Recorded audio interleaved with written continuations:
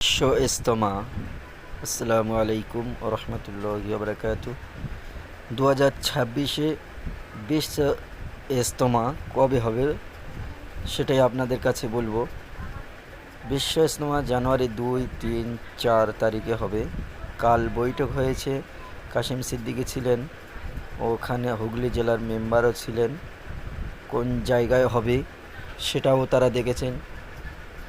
2, 3, 4 তারিখে হবে এবং কাশিম সিদ্দিকী ওখানকার মেম্বার ছিলেন এবং পুলিশ কমিশনার ছিলেন।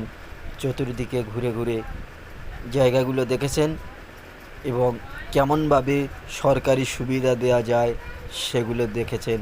পুইনানের লোকেশানে বিশ্বর ইজতেমা হবে।